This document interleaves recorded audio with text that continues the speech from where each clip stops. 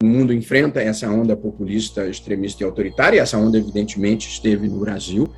Muitos sites, blogs e canais de extrema-direita, furiosa, grosseira, atacando o Congresso, atacando as instituições, pregando agressões físicas às pessoas, defendendo a difusão das armas.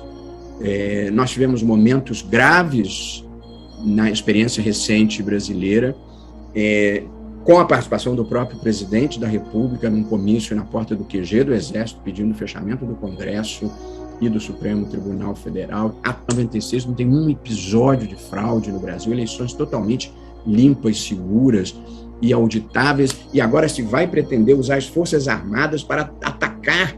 Gentilmente convidados para participar do processo estão sendo orientados para atacar o processo e tentar desacreditá-lo.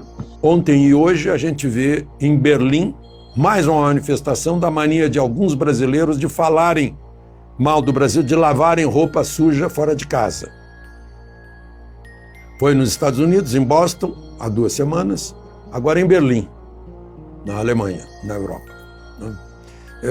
Abriu um seminário para estudantes de novo, estavam participando, se não me engano, Ciro, Dória, Tebet, e quem abriu foi a ex-presidente Dilma.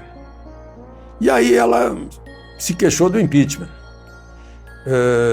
Disse que o presidente Bolsonaro é o ovo da serpente que chocou no impeachment.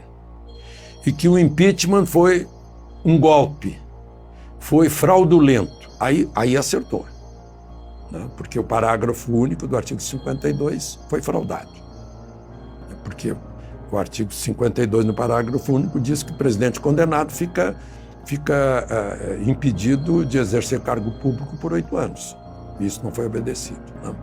Bom, e no domingo, quem abriu, o principal orador, foi o ministro da Suprema Corte, Luiz Roberto Barroso, que de novo falou em populismo autoritário. Acertou também, mas só que não acertou cronologicamente, né? De 15 anos atrás, esse populismo autoritário que queria, e até hoje quer, tirar as armas dos cidadãos, para os cidadãos não se defenderem, fazer uma censura à imprensa, né? Pôr em risco liberdades básicas como o direito de propriedade, né? Continua falando nisso. Mas, enfim, aí Barroso disse que os militares, as Forças Armadas estão sendo orientadas para imagino que ele está chamando as Forças Armadas de incapazes e tuteladas, que tem alguém que tem que orientar para dizer o que fazer, né? Fez uma ressalva que as Forças Armadas nunca produziram má notícia e que tem uma atuação exemplar, né? Mas falou até aí também já deixou até os latino-americanos em geral, não foi politicamente correto com os latino-americanos, porque ele disse que alertou para um retrocesso cucarátil de voltar à tradição latino-americana de colocar o exército envolvido em política.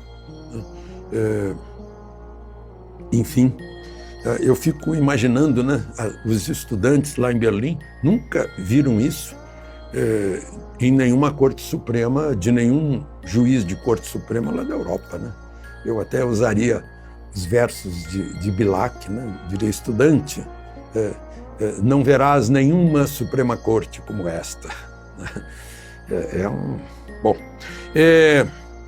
Bom, e uma outra noticiazinha que eu vi na Gazeta do Povo, que delatores da Lava Jato, animados com decisões de Gilmar Mendes, estão se mobilizando para pedir dinheiro de volta e anular suas condenações. Viram só? Bom, em primeiro lugar, eu queria explicar para vocês que na quinta-feira os erros, as arbitrariedades, né? Começar que é dentro de um inquérito que é totalmente inconstitucional, né? Em um processo em que os próprios julgadores são os ofendidos, uma coisa nunca vista, né? Nunca nenhuma faculdade de direito tratou desse assunto. Bom, já tem aí, está quase com 300 mil visualizações aquele comentário. E eu quero trazer para vocês agora o comentário que eu fiz na sexta-feira à noite, na Jovem Pan, já com o indulto do dia seguinte, o indulto do presidente da República. Então, eu digo o seguinte, eu disse na Jovem Pan, vou passar para vocês. Dia do Tiradentes, liberdade ainda que tardia. Houve o indulto. O presidente não fez como Pilatos, que lavou as mãos, nem como aqueles que soltaram os Barrabás da Lava Jato. O artigo 84, inciso 12 da Constituição, diz que compete privativamente ao presidente da República conceder indulto.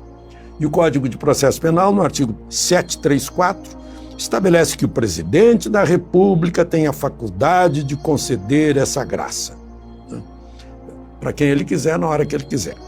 O indulto engloba a pena de prisão, a multa e as restrições de direitos. Vale dizer, caçar mandato, que não tinha. O Supremo não tem nada a ver com caçar mandato, quem caça mandato é a Câmara, conforme o próprio Supremo já se pronunciou, né? Teve gente que disse que isso é inconstitucional, parece que não leem a Constituição. O que interessa é o que está escrito na Constituição e não o que eles acham que deveria estar escrito, né? Se for assim, se cada pessoa fizer a sua Constituição, aí acabou-se a democracia. Circulou nas redes o voto do próprio Alexandre de Moraes confirmando o indulto de Temer, né, que foi quem o indicou, dizendo que o indulto é uma prerrogativa do presidente da República. A ministra Rosa Weber também já disse isso em outros indultos, né? Circulou também Alexandre de Moraes dizendo que quem não quer ser criticado, que não entre na vida pública, né? Enfim, foi 10-1, né? Como nós sabemos. Aí eles me perguntaram que conclusões eu tiro do episódio. Aí eu disse, é incrível que o chefe do Executivo tenha que vir em defesa do Legislativo, que está encolhido ante as intromissões do Poder Judiciário, talvez com medo, né? Incrível que tanto desrespeito à Constituição, o Senado tenha permanecido inerte, embora haja muitos requerimentos na gaveta do presidente da Casa para tomar providências para a volta às 4 linhas da Constituição. Tem gente jogando fora das 4 linhas, todo mundo sabe, né? Essa é a coisa mais clara. Com o indulto, o presidente contribui para isso, fazendo retornar à Câmara, de onde nunca deveria ter saído, né, esse caso. Abusos de linguagem do deputado, que eu concordo que houve, né, abusos a respeito dos quais eu já disse para vocês que eu não concordo, não endosso, não avalizo, mas defendo a Constituição. E a Constituição diz que deputados e senadores são invioláveis, né, civil e penalmente, por quaisquer palavras, né, opiniões ou votos. Esses abusos devem ir para a Comissão de Ética. O presidente resgatou o valor do 2º artigo da Constituição, que trata do equilíbrio entre poderes. Defendeu a liberdade de expressão, que é a base da democracia. E mais do que tudo, atravessou o Rubicon, não brandindo a espada como César, mas brandindo a Constituição. Esse atravessou o Rubicon é bem significativo. Dá a impressão assim que foi o episódio que rompeu a corda que estava muito